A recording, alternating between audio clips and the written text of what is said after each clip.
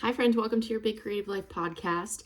Recording on the floor today. I'm at home and excited because we're approaching our 200th episode, which is absolutely insane. I mean, intellectually, I know that I've been doing this podcast for like a few years now, but to see, I think this is going to be episode 199, and then our Q&A episode for September will be the 200th episode, which is wild. If you are an OG, I want to say thank you, especially if you've been listening for a while, even like pre your Big Creative Life days. This podcast used to be called Blank Page to Book.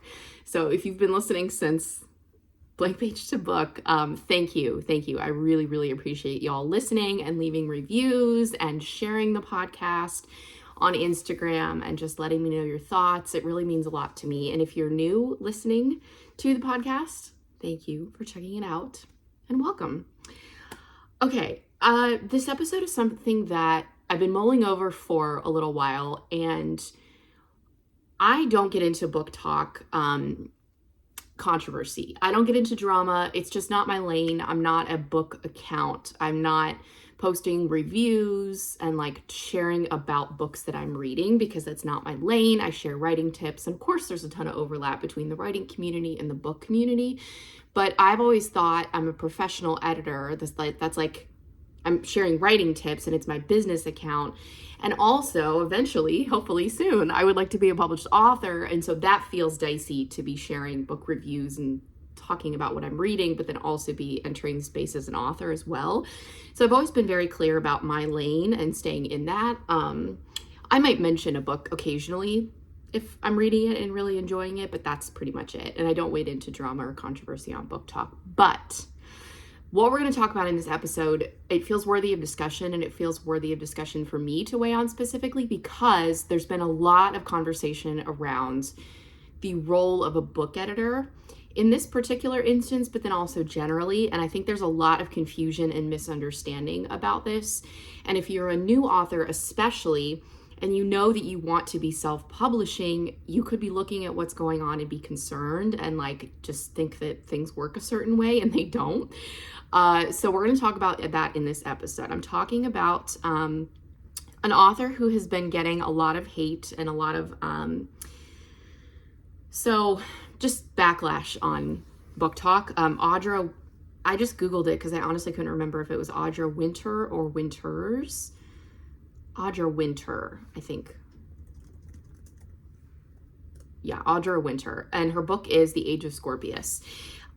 We are not going to get super deep into details about this because I don't want this episode to be gossipy. I don't want this to be just tearing her to shreds or like talking about a lot about this specific case. But I just want to give you a Cliff Notes kind of overview of this in case you're not on BookTok or you're not familiar with what is going on. So Audra Winter is a 22-year-old author who published her fantasy novel a couple of months ago after a lot of buzz on TikTok. The marketing was very good. People noticed. She got a lot of pre-orders for this fantasy novel that she's been working on since she was 12. So there was some buzz around it. And the book was released a few months ago, and immediately people started just posting about how the writing was not very good. The story was not really up to par. It didn't meet their expectations, especially for someone who had really hyped up the writing and hyped up the book because the author had been working on this for 10 years.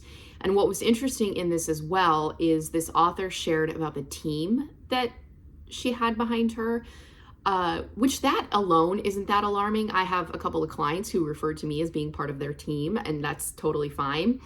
But what was unique in this situation is this author has a team of illustrators and artists and multiple editors who are like creating this whole world around this fantasy world that she created in her novel. So I have not read the book. That's not what we're going to be talking about here because it's not my lane. I haven't read it. I'm not here to critique an author's writing. But once there was a lot of backlash and people were upset about the quality of writing, this author decided to pull the book and work on improving it and hire a different editor. And where I saw an opportunity for me to kind of step in is This author, well, okay, first of all, let me say, I cannot imagine being a debut author and seeing my name be just absolutely torn to shreds on BookTok. I cannot imagine what she's going through, and my heart is with her for that reason. Like, no matter what she's done, no matter how poorly she might have handled this whole thing, it still sucks to have the internet kind of like coming after you, and that sucks. And I don't like seeing the dogpiling. But that being said, her response has not been great to all of this. And there she hired a new editor after hyping up her previous editor. Her previous editor, she said, had worked on really big name books, was amazing. Then this new editor steps in and did a Q&A with Audra's following, which was odd. And then also basically threw the previous editor or editors, I can't remember if there were one or multiple, under the bus, saying negative things about the quality of work that was done. And that is wild to me. I have never seen that. That is an extremely poor taste, in my opinion, for a book editor to say anything negative about the work that a previous book editor did. And I just don't love that. That does not sit well with me. I have had clients who have hired me after working with another editor before me, and I got the manuscript. It was like, oh boy, this editor just did not do a great job. But I would never publicly blast that editor. And also, I looked at the Q&A that Audra Winter put out, and the way that the editor was talking about editing, I think would lead some new writers to believe that an editor has more say than they do. So this is step one of what I want to get into in this episode, is to talk about the role of a developmental type of editor specifically. So developmental editing, manuscript evaluation, manuscript assessment, however you want to talk about it. What this is an editor is going in, reading the manuscript, and giving the author feedback. They're leaving comments, they're writing an editorial letter. The actual deliverable is going to vary depending on the editor and the package, but there's some form of suggestions, right? Around plot, characters, pacing, conflict, world building, etc. That editor is not going in to make any actual changes to the book. They are just presenting suggestions and opportunities for improvement, maybe even doing a bit of brainstorming and saying, hey, if you were to do this, maybe you could do this. That's fine, but they're not actually writing anything. If you want someone to make changes to the book for you and actually rewrite things, that is a different service entirely. You are looking for like a ghostwriter or a co-author at that point, not an editor. So already there's I think, a misconception about that. So that's what an editor does. In addition, when the author gets the deliverable, the comments, the editorial letter, whatever it is, they have the final say. They get to go through and decide what suggestions they think are valid and they want to accept and change, and what suggestions they don't. When you are self-publishing, you have the final say in what the book looks like, right? That's one of the actual benefits of self-publishing, is that you don't have to get a stamp of approval, or you don't have to get permission from anyone. You can decide what the title is. You can decide what the cover is. You can decide what the final form of the actual story itself looks like after working with an editor. I have had the experience of, this doesn't always happen, but it's happened a number of times where an author will not really take my suggestions, and go on to publish a version of the book that is only slightly different, and they just don't take my suggestions for improvement. And how I know this is, so for most developmental type of editing, there's only one round, right? So I look at a manuscript, I read it a couple times, leave my notes, do my editorial letter, send it back to the client, and then they make changes and get to do with it whatever they want. Like, I don't see the final version unless a client has hired me to do a second pass, or we're in like a coaching capacity, or I copy edit the book. So I do have some clients who hire me for both the services that I offer, where I will do a developmental type of edit. I'll do that manuscript evaluation, send them the notes, and then they'll take 1, 2, 3 months, make some changes based on my feedback, and then send it back to me once it's all done for copy editing. And copy editing cleans up grammar, typos, punctuation, misspellings, verb tense, that kind of thing, right? So then in that case, I see the final version of the book and I'm like, oh, interesting. They did not take my suggestions, which is fine. That's how it gets to be, because I don't have final say. I can't force anyone to accept a suggestion. There are all kinds of reasons why an author might not want to edit based on my feedback. Maybe they just think that I don't understand their book, that I see it differently than they do, and maybe there's truth in that. Maybe it's a timing thing. They've already announced their publication date. They can't push it, so they just don't have time, and they don't want to make those changes. They think it's going to be a lot of work, and they just simply don't want to do it. Sometimes I think it's ego too, where their ego gets a bit bruised, and that's normal. It makes sense. Of course it's going to sting when you get suggestions and feedback from anyone, an editor or a non-editor. And I do think some authors get their feelings hurt and their ego bruised, and they just it stings, and so they don't want to make those changes. And I can say that because I've also been an author who has received editor feedback where it stung. I got irritated because the editor didn't pat me on the back and say, oh, this is perfect and ready to go and you're wonderful. And my first gut instinct was to just be like, well, she doesn't know what she's talking about because actually it's this thing, and but then I sat with it and I was like, actually, yeah, she's right. So I know that there's ego, that's a part of it. But look, again, it's fine. It is totally within the author's right to just what could happen? I could send I could send notes and an editorial letter to a client. They could read everything over, be like, nope, meh, and then publish the book that very same day. That could happen, right? So to talk about editing, number one, as though blaming an editor for the poor quality of the world building and the story doesn't make sense, because the editor could very well have done their job and then the author just doesn't listen or isn't open to those things or doesn't know how to make those changes. That's another piece of it. I think sometimes there's a skill gap with new writers. So that can happen. Oh my God, I just totally lost my train of thought. Developmental editor blaming an editor. Yeah, that makes no sense to blame an editor. But then also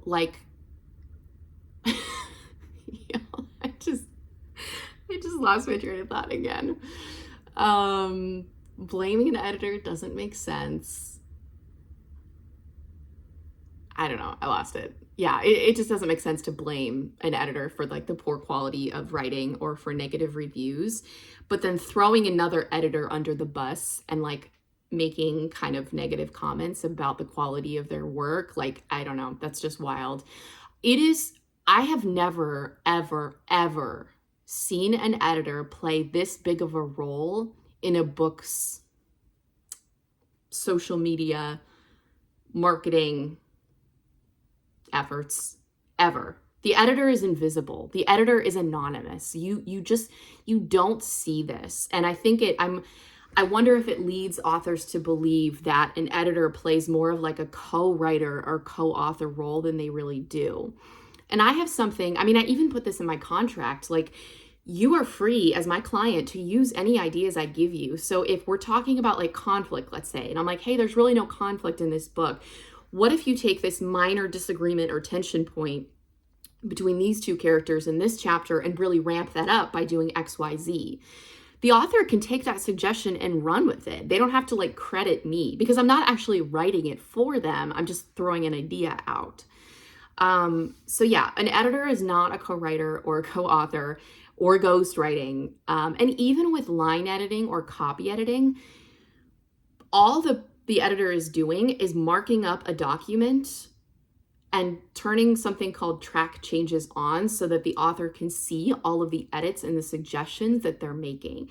The author still has final say. With copy editing, I can sometimes make 4,000 edits in a manuscript. This varies widely because some manuscripts that I copy edit need just a few minor edits on each page.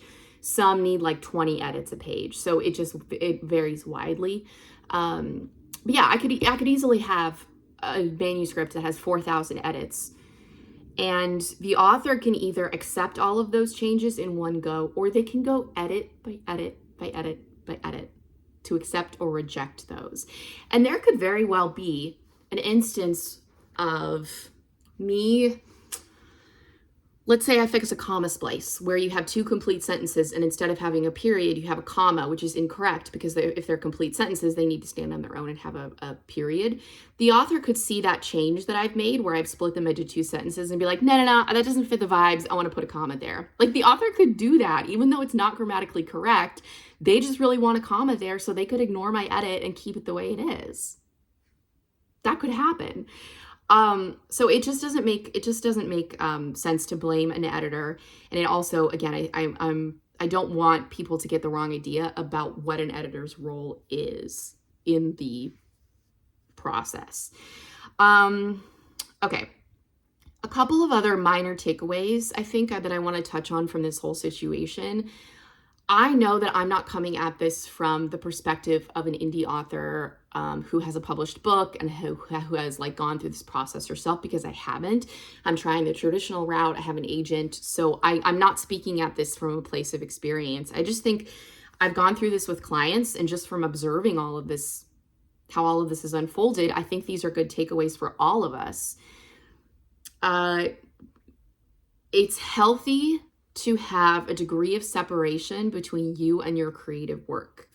Because otherwise, if you are so emotionally invested in your book, if it is something that you have been working on for a decade plus, what can happen then is you are not able to see the issues with it, and you're not able to accept criticism or suggestions from people who outside who are reading it and giving you feedback.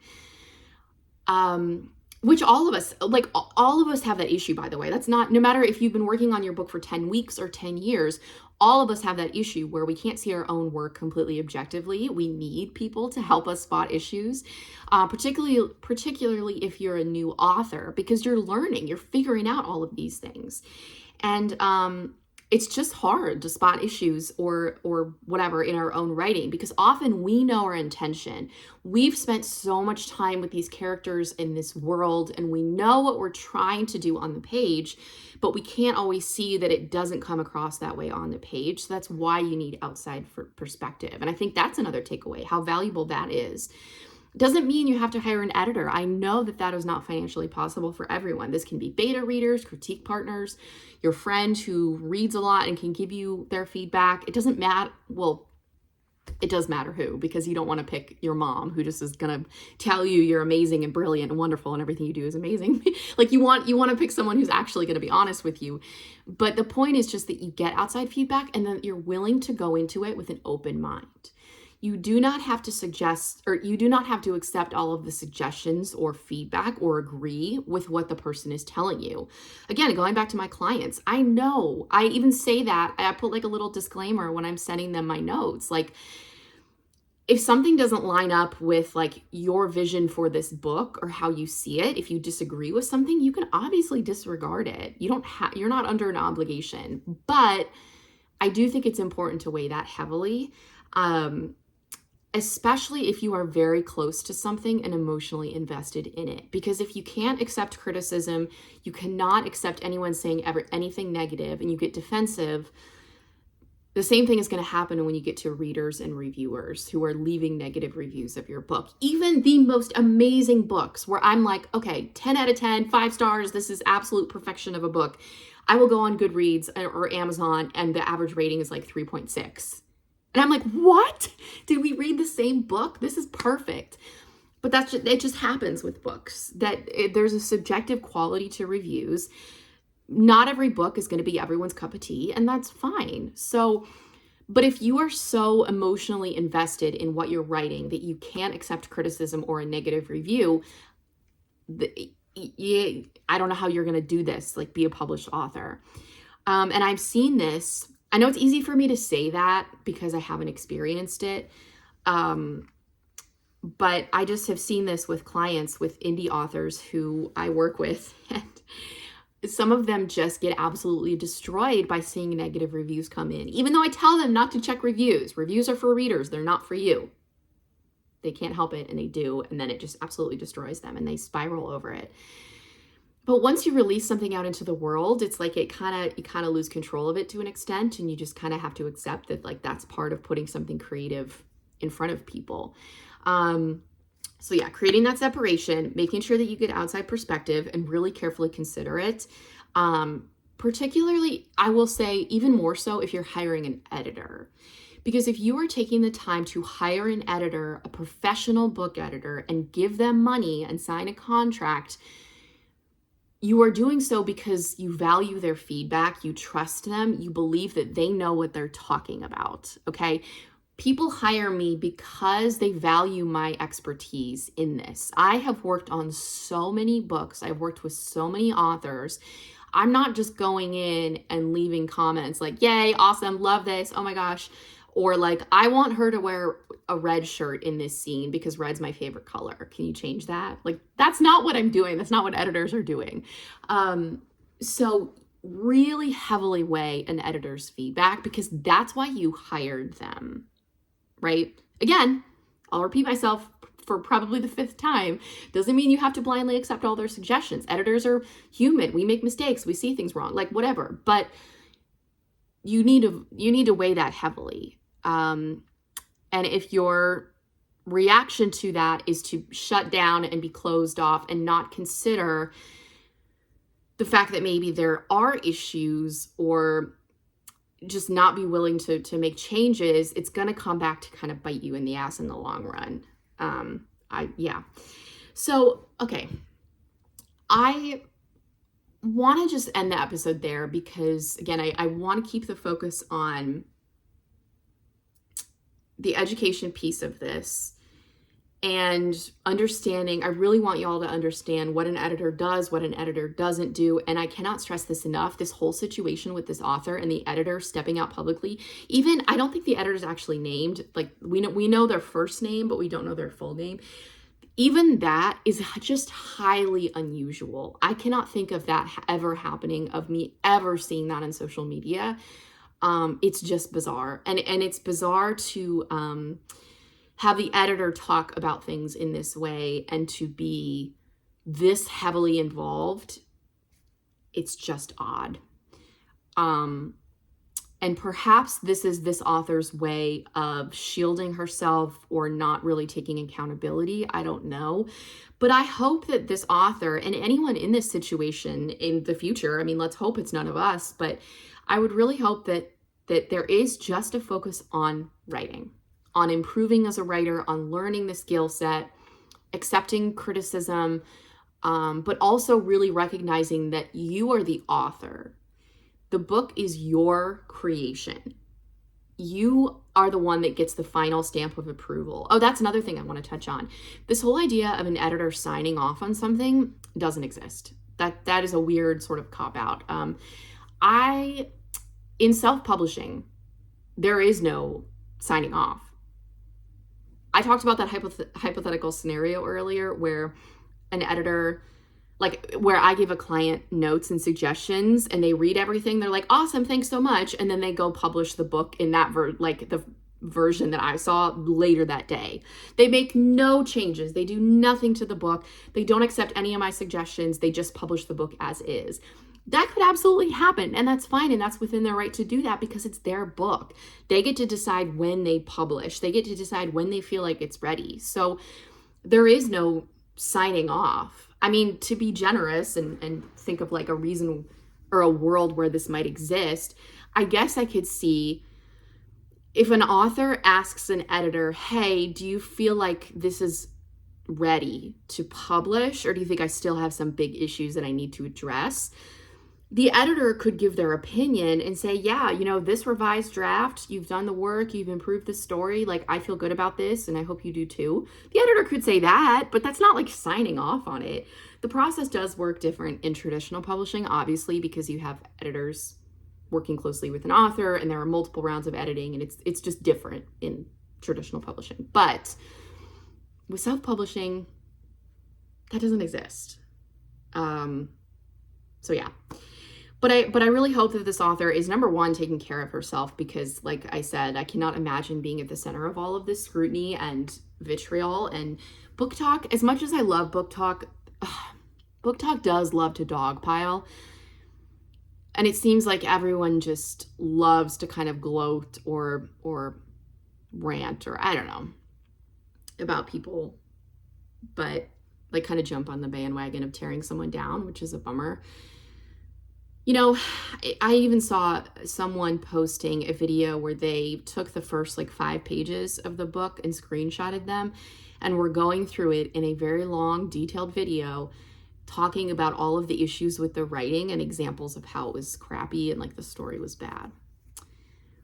Which I posted about this, referencing it vaguely and not tagging the author. Of course, I would never do that. And it seemed like people were pretty split.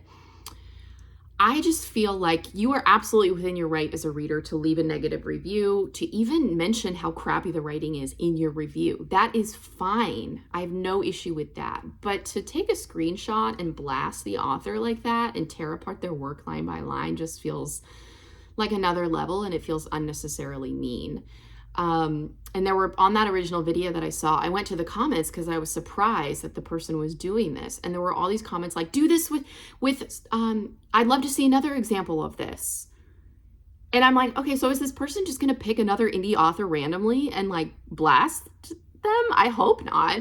I mean, it's one thing to do this with like, I don't know, Stephen King, who's a massively successful New York Times bestselling author. And is he even on social media? I don't know. It's one thing to do it with Stephen King's writing. Like it feels different if you were to take the first 5 pages of one of his books, but to do it to a debut indie author feels, yeah, no thanks. I will not be doing that. So yeah, I do hope that this author is really, taking care of herself, because I cannot imagine this. But also I think there's a lot of lessons to be learned here about taking accountability, not rushing your work, not being too emotionally invested in it, and being open to criticism. And then also being very clear, about the role of an editor and what an editor does and doesn't do, and recognizing that a book belongs to an author ultimately. Of course, the editor can play a role, and you can be unhappy with an editor's deliverables. You can feel like, hey, I hired this editor to do an evaluation or an assessment or a developmental edit, and like all they did was give me 3 sentences of notes. That's not like, you can be unhappy with the editor's quality of work in that sense, sure. But in that case, it's like the author just didn't deliver on what was promised. So, but yeah, just blaming an editor is insane behavior to me. Okay, so those are my thoughts on this. If you would like more info, obviously you can go to BookTok and check out videos about it. I hope that this wasn't too mean-spirited or gossipy, because I really want to keep the focus on what are the takeaways and what's the role of a book editor in all of this, as opposed to just like continuing to harp on this. That's also why I wanted to do a more deep dive on this in a podcast format too. So I appreciate y'all being open to this and listening to this episode. Would love to hear your thoughts on it too, particularly if you are on BookTok or you've read the book and you've like really kind of seen all of this unfold. Yeah, I guess another final thought is I don't want this to scare any indie authors who are like, oh, I'm getting ready to publish my first book. Like, this is scary. There are so many lessons on things to avoid and how this was handled that I think, don't let this scare you. All right. Well, thank you for sticking with me on this episode. I know it was a little different, but I hope it was helpful to kind of tease some of this out, and I will see you next week.